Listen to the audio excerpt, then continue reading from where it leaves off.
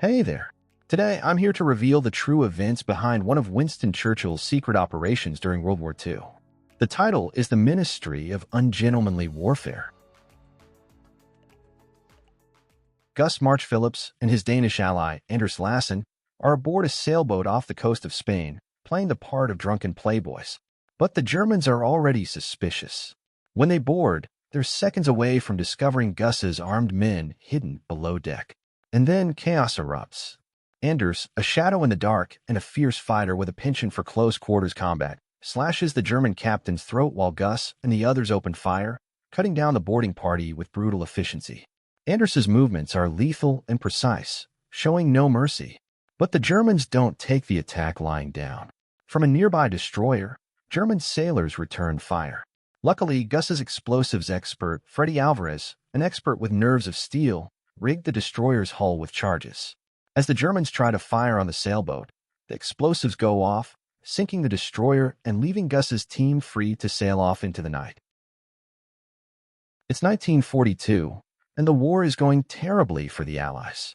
German U-boats, the infamous wolves of the Atlantic, patrol the waters, sinking supply ships and blocking the U.S. from delivering the food, weapons, and reinforcements the British need to survive. Every ship that sinks brings the UK closer to starvation and defeat. With each day that passes, Churchill grows more desperate. He calls his top commanders together, and as some high-ranking officials argue for surrender, Churchill refuses.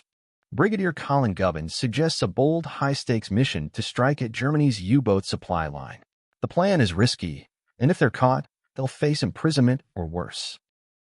Gubbins brings in Gus, revealing the full scope of Operation Postmaster. With Gus's recent display of skill, he's the perfect candidate to lead the mission. Without hesitation, Gus begins recruiting his team. First, there's Graham Hayes, a young but exceptionally talented sailor, then Freddy Alvarez, the unshakable explosives expert, and finally, Danish naval officer Anders Lassen, the silent, lethal killer with unparalleled precision. They'll be joined by two other operatives, SOE agents Marjorie Stewart and Richard Herron, who are already en route to Fernando Pa. Marjorie, posing as a glamorous high-society woman from New York, plans to charm the German commander Heinrich Löhr, while Herron, a casino owner with Nazi connections, will gain the trust of local allies. Their mission is to reach Fernando Pa, cripple the Italian supply ship Duchessa d'Aosta, and disrupt the U-boat operations threatening Allied supply lines. But they have no official orders, and the stakes couldn't be higher.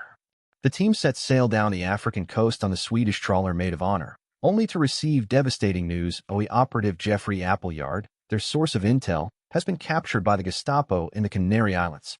It's a massive risk, but Gus can't continue without him. They turn the boat, heading straight for La Palma, where a Gestapo camp awaits. There's no plan this time. Gus leads his men in a brazen assault on the camp. Anders moves through like a ghost, cutting down guards with terrifying speed. When they find Appleyard, barely conscious in the command room, Anders alone storms the room, taking out every officer inside. With Appleyard free, the team boards their boat and escapes, leaving a trail of German bodies in their wake. As Gus and his men head south, Marjorie and Herron are already hard at work in Fernando Pa. Using his illegal gambling den as a base, Herron gains support from local allies under the Nazis' noses.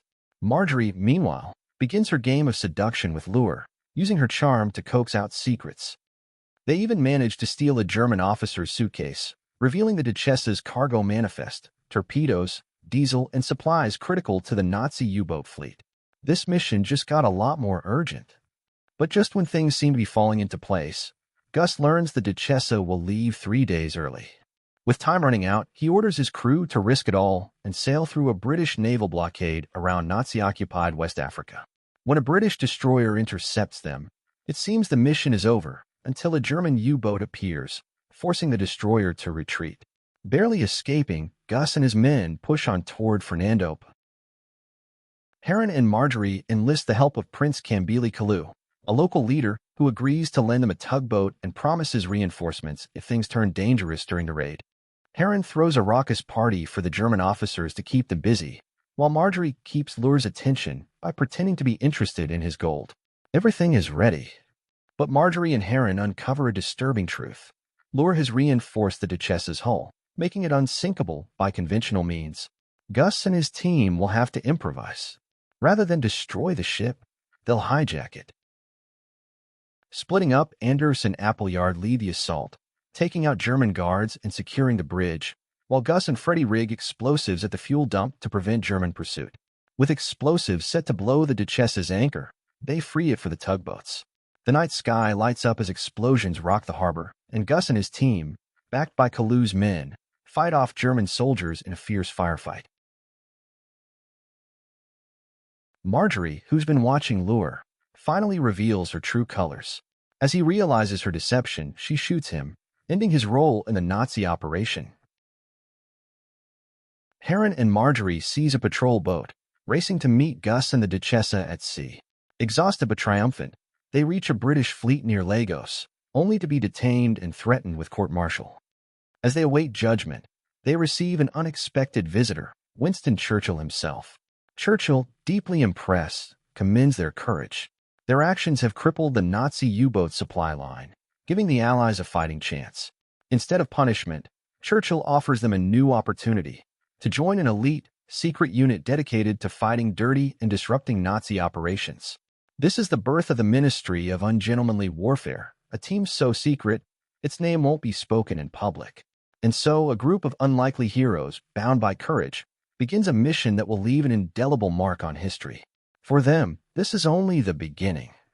The Ministry of Ungentlemanly Warfare is born to fight in the shadows, to dismantle the Nazi regime one impossible mission at a time. Thanks for watching. If you enjoyed, don't forget to like, subscribe, and hit the bell for more exciting recaps. See you next time.